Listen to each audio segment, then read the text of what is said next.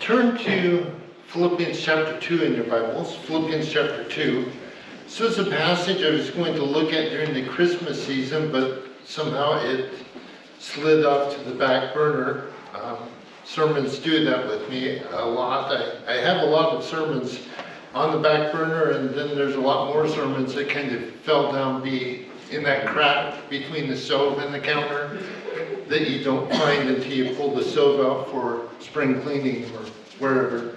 But this one came back pretty quick. I was thinking about it the last couple weeks.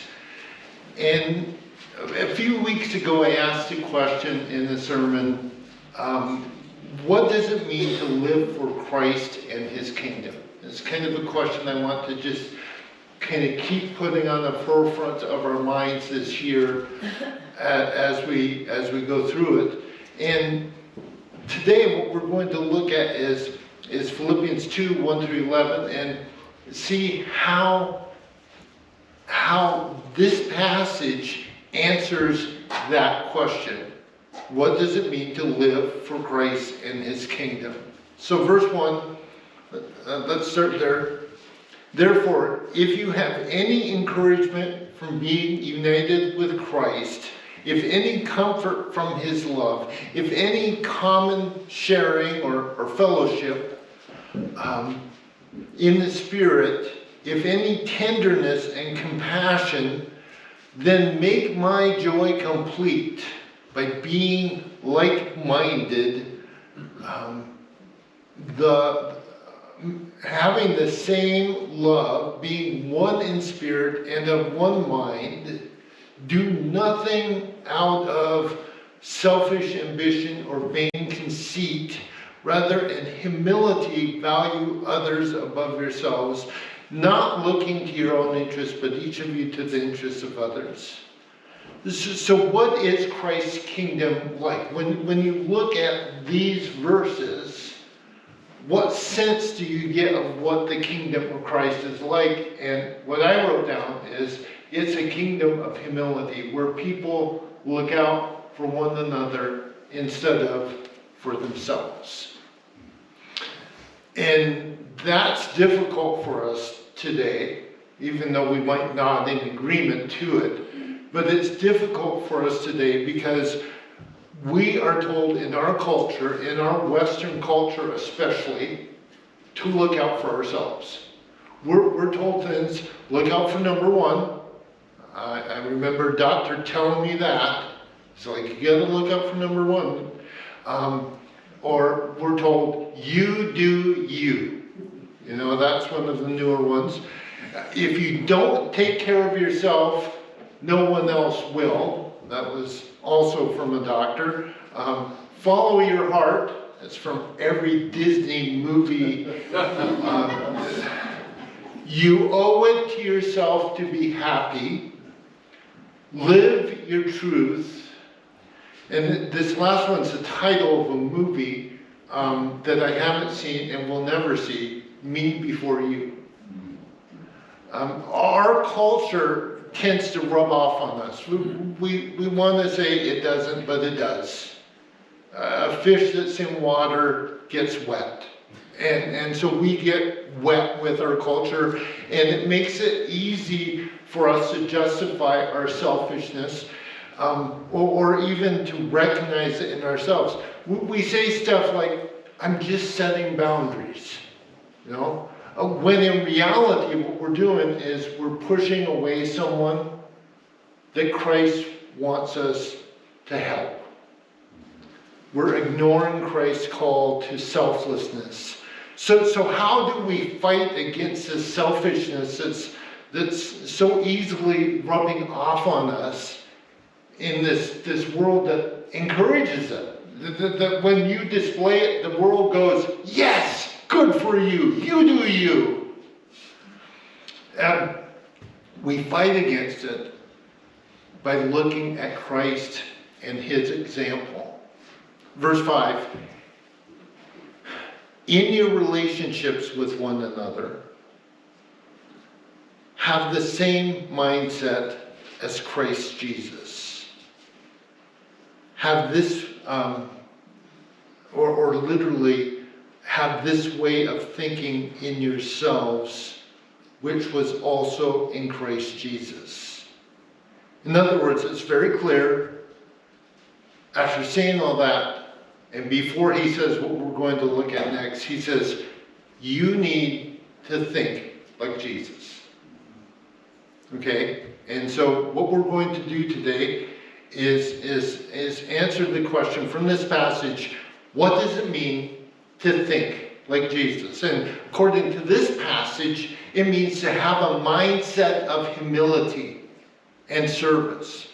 The NIV adds this phrase at the beginning, in your relationships with one another. And I think that's a good clarification. Because humility is something that is done in relation to people. You can't go out in the woods and be humble by yourself. You can't, look at me, trees, I'm so humble. It doesn't work. Humility is a relational thing. You can only be humble, you need to be humble in relation to people. And so when you look around in your life, whether it's your spouse or your kids or your parents if you're a kid, or your co-workers or your church mates, who is it that you have a hard time being humble with? So in verses 6 to 8, we see, and I counted 7 steps, you can debate that afterwards with me, but 7 steps that Jesus took in becoming a man. And these were, because he's God, these were 7 steps of humility. And there's 7 steps that in some sense we can look at and say, this is how Jesus was thinking. And so I need to think the same way in my life. And somehow we need to transfer what he did in his thinking to our lives. So first, and one of my struggles with this sermon is that it really should be 3 sermons because of the amount of stuff here. So we're going to do kind of a drag race tour through 6 through 8. We're going to go fast. I'm not going to explain everything. I'm hitting more on the application side today. Step 1. Jesus didn't use equality with God to his advantage. Verse 6. Who, being in very nature God, or in the form of God, did not consider equality with God something to be used to his own advantage. As a parent, or maybe as an aunt or an uncle, or maybe a teacher, you played with a 4-year-old, right? You played ball and you could win easily with a 4-year-old, right? You throw the ball higher, faster, harder, you can catch better, you can do all that. But when you play with a 4-year-old, you don't use your greater abilities, you don't regard your greater abilities as a thing to be grasped. That's what this phrase means. The NIV's translation is very good here. Jesus did not see his equality with God. He did not see his godness as something to be used to his own advantage. There are false gospels written about, I think it's Gospel of Thomas, written that describe what they think Jesus' childhood was like. And he was going around in these false gospels doing stuff like turning friends into frogs that upset him and stuff like that. Jesus didn't do that. He didn't use his divine abilities to his own advantage. And we see this on the cross. Jesus could have called legions of angels to rescue him. Would have been a great ending to a movie. You know, his friends, the angels, come and just wipe out all the bad guys, and they go off and it's just a happy ending. But he doesn't do that. By the way, the resurrection's a happy ending too. So he didn't do that. He didn't use his divine advantages to his own advantage. Now, how can we adopt the same mindset? We're going to ask this question 7 times. How can we adopt this same mindset? And really, we like showing off. We like showing off our abilities. We like showing off our knowledge. We like showing off our accomplishments. You know, take a moment, just think about this. How do you do this in your life? What are you often showing off or using to your advantage to show people, look at what I did, or listen to this, what I have to hear? Here's one example of how we might do this. Maybe we like to talk more than we listen. You know, are you one who likes to interrupt other people? Because your story, you just was listening to part of their story, and you kind of picked up part of it, but you start thinking about your story that you just told 10 minutes ago to someone else, but hey, it fits here too. Do you like telling your stories over and over again? Have you considered how much time you spend speaking versus listening? Listen, you may have valuable knowledge to share. There might be no doubt in that. You may know stuff. But maybe sometimes to be like Jesus, you zip it and you don't. You let other people talk. And so that's one way that we could adopt the same mindset in our lives. Step 2, he made himself nothing. Verse 7, rather he made himself nothing, or literally it's emptied himself. We'll come back to that. By taking the very nature of a servant, being made in human likeness. I mean, again, the creator of the universe, the one who we were listening to a song in adult Sunday school, the one who spoke in 100 billion galaxies, that's a low estimate, were formed. You know, that one chose to make himself nothing. The Greek word is kenosis. It means to empty oneself. Now, Jesus didn't stop being God. But at the same time, Jesus didn't cling to the glory, honor, rights that were his. Instead, he willingly laid them down to serve. Okay, think how humbling it would be for one of us to become a baby again. I mean, most of us say, I would never. Most older people I've talked to don't even want to become a teenager again, right? And yet the God who created 100 billion galaxies became a baby. That's humbling. More humbling than any of us have ever experienced. So how can we adopt the same mindset? Well, what rights or privileges or comforts do we hold on to so tightly we won't let go? It's like, no, this is me. Me before you, I do me. Or you, yeah, something like that. I know it's me. Jesus reminds us that humility doesn't diminish us. He didn't become less than God because he emptied himself. But humility does reflect the beauty of the gospel. We find our worth in pleasing the Father and serving others, just like Jesus did.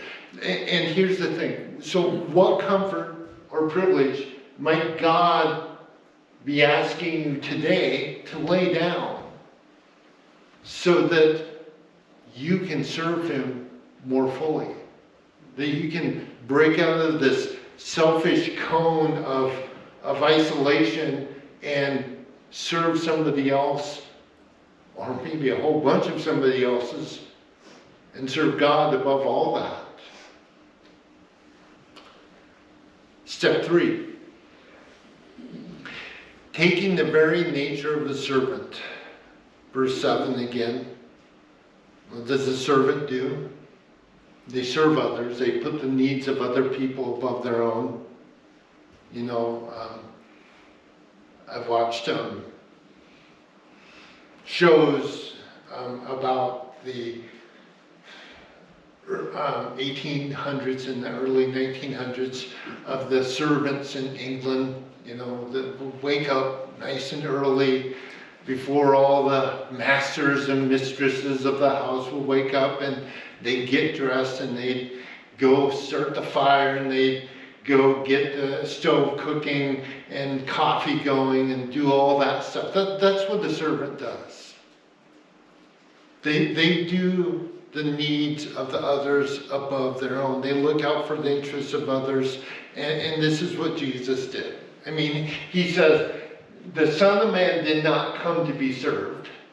He did not come to be the master of the castle and have a whole slew of servants light the fire and do all that stuff for him. He did not come to be served, but to serve. And his service was to the extent of to give his life as a ransom for many. Jesus didn't just teach about servanthood. He lived it. So how can we adopt the same mindset? Well, first of all, remember that Jesus commands us to adopt this mindset of servanthood.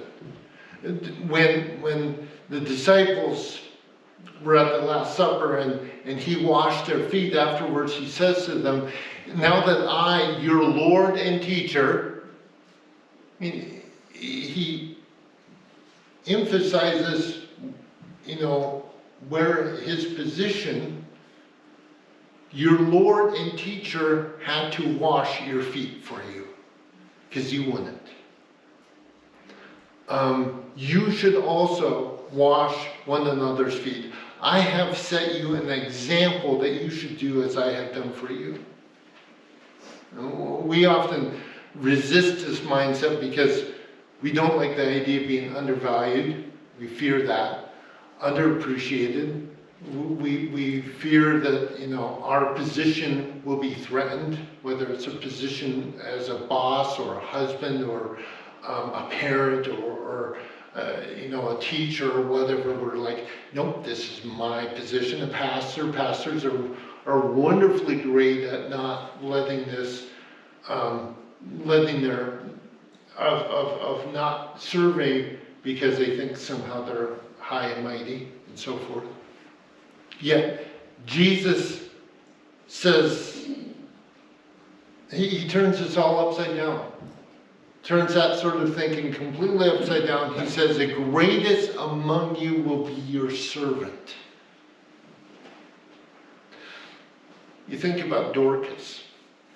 She's just one of those people mentioned for a few brief verses in the book of Acts, and you never really hear anything about her, but this week I sort of noticed just how much of a servant she was. She died, she quietly served her community, and when she died, she was always doing good and helping the poor. And so when she died, the community grieved. In Acts 9:39, it says that all the widows stood around Peter, crying and showing him the robes and other clothing that Dorcas had made while she was still with them. You know, Dorcas was just one of those quiet, unknown people like you and me who affected people, not by her great authority, not by her great teaching, not by any ounce of greatness in her life, but by her servanthood. Adopting the mindset of a servant means asking ourselves, whose needs can I meet today? Who can I serve even when no one notices? Step 4. Being made in human likeness. Again, verse 7, the end of the verse. The word likeness, some people look at that, he was only like a human, he wasn't really human, and that's not what the word implies. He wasn't pretending to be human. He wasn't some sort of apparition that God sent down and said, we'll make him like a human, but not really human. That's not what the word implies. He is fully human and fully God. And so by becoming human, Jesus bridges this gap between us and God. He enters into our struggles. He enters into our weakness. Isaiah 53:3 says, he was despised and rejected by mankind, a man of suffering and familiar with pain. He knew more than you or I what it felt to be rejected, what it felt to feel hurt, what it felt to feel pain. And he did this, became human, and he did this to redeem us. And that's what really shows us that his likeness wasn't superficial, it wasn't a pretend game. Because he could only redeem us by becoming one of us. Suffering with us and then suffering for us on the cross. How can we adopt the same mindset? Well, Jesus walked in our shoes. He experienced the struggles and weaknesses that we encounter every day. So we're called to walk in other people's shoes. And of course that means that we start to try to understand them. Why are they there? We start to develop compassion for them. We start to develop grace for them. Who is it in your life that you find the hardest to walk in their shoes? You just don't relate. Is it a homeless person? Someone who seems unworthy if they would just get a job? Well, I know a homeless person right now living in his car with a job, but he can't get a home because they're too expensive. A drug addict, an alcohol addict, their life is so messy. It's just, you'll help them and then it just keeps going. A convicted sex offender, yes, there needs to be some precautions taken, but do we reject them completely out of hand? A co-worker, type that frustrates you to no end. They never do the laundry right at the ambulance station. They leave the blood on the blankets and throw in the bottom. We've got that. A spouse who has deeply hurt you. An authority figure who's treated you unjustly. A neighbor that is not like Mr. Wilson on the Home Improvement at all. He's just annoying. To be like Jesus, we're going to have to step out of our comfort zone. We're not going to like it. Because then we wouldn't be like Jesus. Step 5, he was found in appearance as a man. Verse 8, and being found in appearance as a man, he humbled himself by becoming obedient to death, even death on the cross. Appearance here refers to an outward form, shape, or appearance. And again, some people look at this and go, see, he only appeared to be a man. He wasn't really a man. No, what the word is doing is Jesus had an outward appearance. He looked like, and he was fully a man. He wasn't some weird alien, okay? It emphasizes that Jesus' identity was truly man. God himself stepped into our world in a real, tangible form. Firefighters, when they go out to a fire, they'll pull on turnout gear, is what they call it. And they'll enter a burning building using this turnout gear. And it changes their appearance. And they take on this role as a rescuer. And Jesus took on the turnout gear of humanity when he entered into this world as a baby.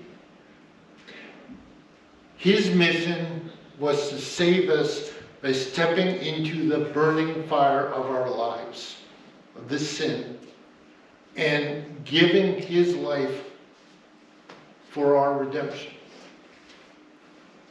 And so that's why he had to become a man, fully man. Now, again, how can we adopt the same mindset? I was looking at Isaiah 53 again, verse 2. And the description of his humanity. I love looking at Isaiah 53 and seeing the description of his physical form. His outward appearance, if you will. He grew up before him like a tender shoot and like a wood out of dry ground. He had no beauty or majesty to attract us to him, nothing in his appearance that we should desire him. Jesus chose to embrace a humble and unremarkable appearance. Again, that's something in a nation that is fascinated with Hollywood celebrities and their makeovers and their makeups and everything else about them. That's something that's foreign to us. He did not care. He did not have a beauty that would attract human admiration because his focus was not on exaltation of himself, but on serving and saving. And so we also are called to that sort of modesty. We're called to that humility in how we present ourselves. This be unassuming people who are out to serve others. Step 6, we're getting to the end. He humbled himself. Verse 8 again. How is becoming human humbling for Jesus? You could go all day on that one, but I went to Hebrews 4:15 and I thought about that for a while. We do not have a high priest who is unable to empathize with our weaknesses, but we have one who has been tempted in every way, just as we are, yet he did not sin. And Jesus, one way that becoming a human was humbling for him was that he experienced our temptations. So 3 vignettes from his life that I thought about. And Grace pointed this out before, that when they went into the upper room for the Last Supper, all the disciples walked past this basin of water and a towel that was laying out. And none of them thought that they were low enough to serve the others by grabbing it and saying, hey, I'll wash everybody's feet as is a custom. I mean, that wasn't just it was equivalent to us taking off our shoes when we go into someone's house. They washed their feet. None of the disciples did that. And I thought, Jesus, if I were Jesus then, you know what I would have done? Where's my 2x4? It's like, I would have been doing some yelling. Hey, what have I been trying to teach you guys the last 3 years? You totally missed an opportunity to serve, you lazy.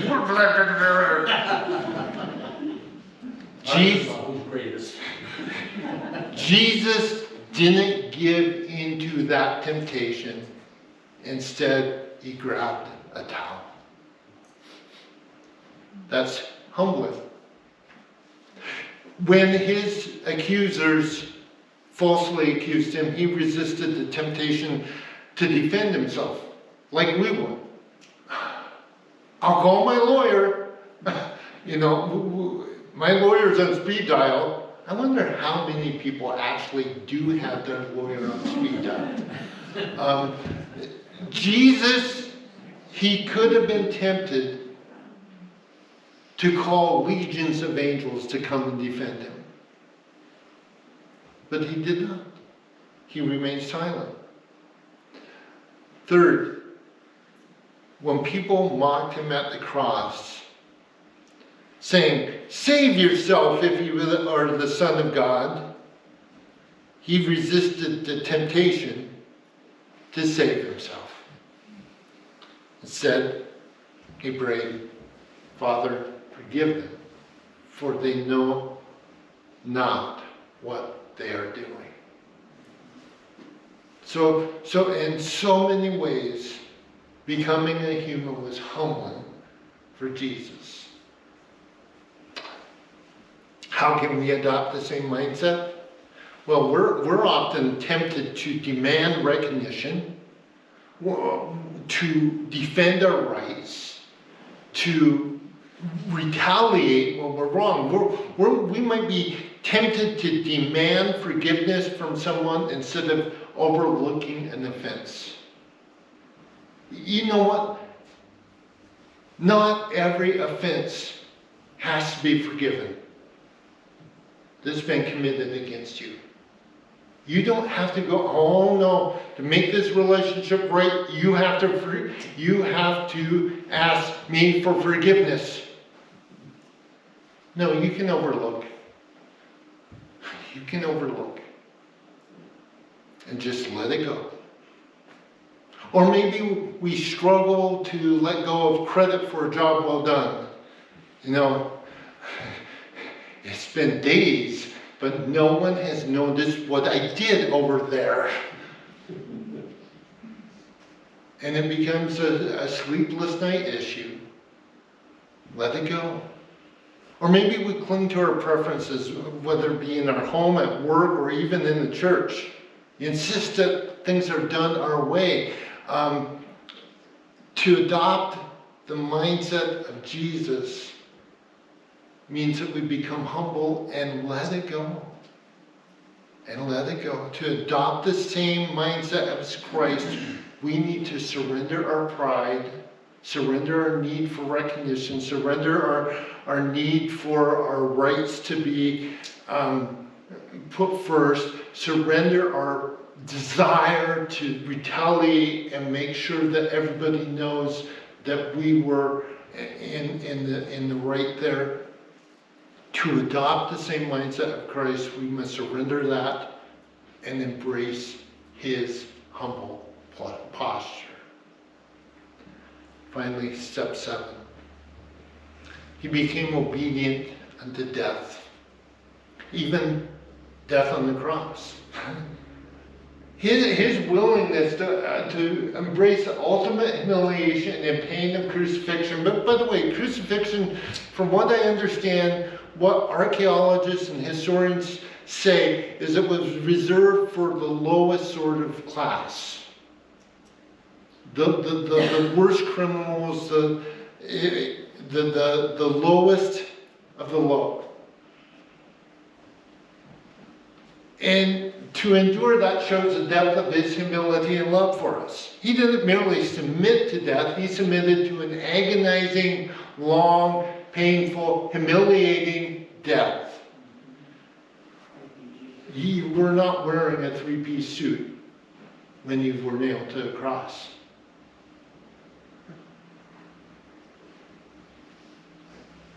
You were exposed to everything and everyone.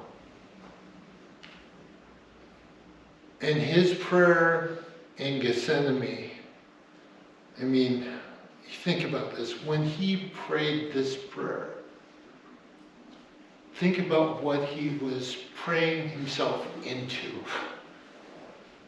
Not my will, but yours be done. And how do we adopt that mindset? Obedience to God requires often suffering,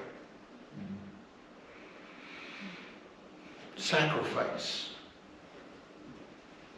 the release of some of our comforts at the very least. Richard Wurmbrand lived through the persecution of the church under Soviet rule in Romania, I think. He's the founder of Voice of the Martyrs, that magazine. We have it on the rack by the sound booth. When the USSR enforced state control of the churches, Wurmbrand, the word that one person used was demurred. He didn't get violently upset and start a big deal, but he quietly began an underground ministry. And he was arrested for doing so. And once in prison, this is in his book, Tortured for Christ. Once in prison, he wrote this: "It was strictly forbidden to preach to other prisoners. It was understood that whoever was caught preaching to other prisoners received a severe beating." So a number of us decided to pay the price for the privilege of preaching. We accepted the communist terms. It was a deal. We preached and they beat us. And then he says, we were happy preaching, they were happy beating us, so everyone was happy. Think how different that is from American Christians. Somebody steps on our toe just a little bit and we're calling lawyers and Fox News and everything else and turning it into World War III and the end of the world's coming in 2 days, plus or minus 10 hours. You know, to just be like Wurmbrand or the disciples who, when they were persecuted, rejoiced that they were counted worthy to suffer. We don't do that. Not here. Wurmbrand was willing to obey the call and share the gospel. Christ calls us to a higher standard. One where obedience, even when it's in the midst of suffering, becomes an act of worship and witness to others around you. Now, humility and service do not go unrewarded. That's something we're very concerned about. It's like, well, if I do all this, I mean, what do I get in the end? It's just like, my life will be the pits. But look at Jesus. After the cross came the crown. Amen. 9 through 11. Verses 9 through 11. Therefore God exalted him to the highest place and gave him the name that is above every name, that at the name of Jesus every knee should bow in heaven and on earth and under the earth, and that every tongue acknowledge that Jesus Christ is Lord, to the glory of God the Father. So God's kingdom operates on a principle that is counter to the world's values. Those who humble themselves will be exalted. For those who exalt themselves will be humbled, Jesus says, and those who humble themselves, they will be exalted. Or Hebrews, God is not unjust. He will not forget your work and the love you've shown to him as you've helped his people and continue to help them. He's not going to forget that. He may not give you the reward you were thinking you would get, or maybe not in the time frame you thought you would get. But if you serve him humbly as Jesus did, at the end you will hear, "Well done, good and faithful servant." Someone recently saw Tammy and I around town. We were wearing our bright yellow ambulance jackets, and they said to us, "Thank you for your service." It felt good, but it also felt kind of weird. Why? I pondered that. And I think because part of me is learning that service in God's kingdom is not about seeking recognition or thanks from other people, but serving to get that recognition and thanks one day from God. Amen. It's about walking humbly in the steps of Jesus. And that's what each of us as Christians are called to do. Here's our memory verse. To this you were called, because Christ suffered for you, leaving you an example that you should follow in his steps. Ponder that verse this week. Chew on it, memorize it, or try to. I know, my brain cells are all Swiss cheese too. Ask yourself, where in my life, Lord, where in my life do I need to humbly walk in the steps of Jesus?